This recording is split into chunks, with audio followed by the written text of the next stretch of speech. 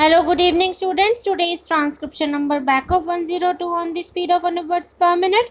Start.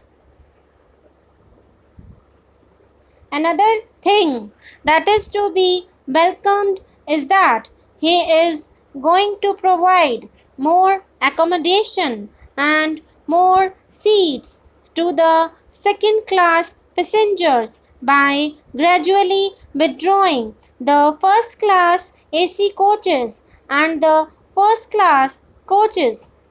I hope while withdrawing these facilities and extending them to the second class passengers, the existing comforts and facilities of the second class would further improve. I hope in all second class carriages, cushioned seats are going to be provided. Socialism is not leveling down, but socialism is leveling up. When we withdraw facilities from the higher level, the facilities for the lower level should be improved so that the traveling comforts for the lower level improve. Another innovative idea that Sri George Fernandez has thought of amidst the constraint of resources is financing the West Coast Railway Line, which is popularly called the Konkan Railway Line. This railway line was initiated when Professor Madhu Dandavate was the railway minister about 12 years ago. Once that government went out of power, this scheme got put into cold storage. Of course, in the last year's budget, Sri Madhara Scindia had made some provision for construction of the line from Mangalore to Udupi, but the construction work did not start.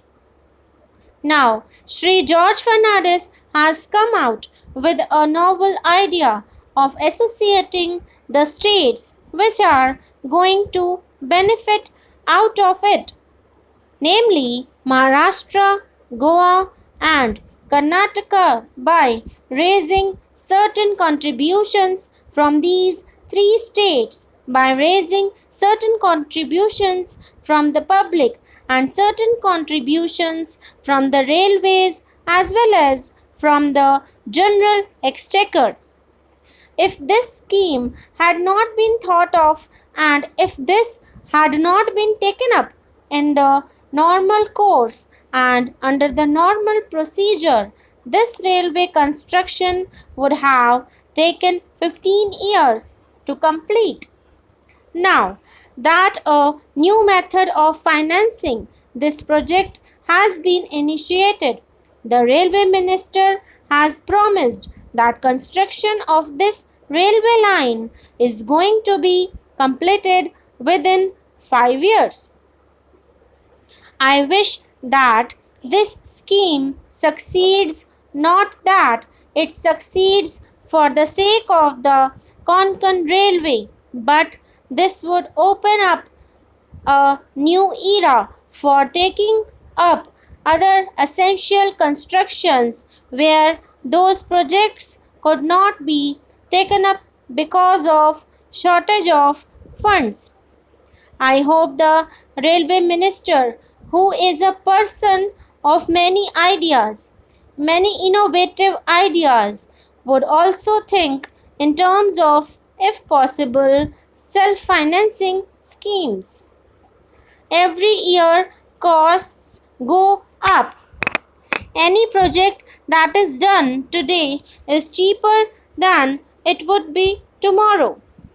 He, in his status paper, has asked whether the money should come from the central government or whether it should come from the Railway Finance Corporation or from market borrowings where it is going to cost a little more.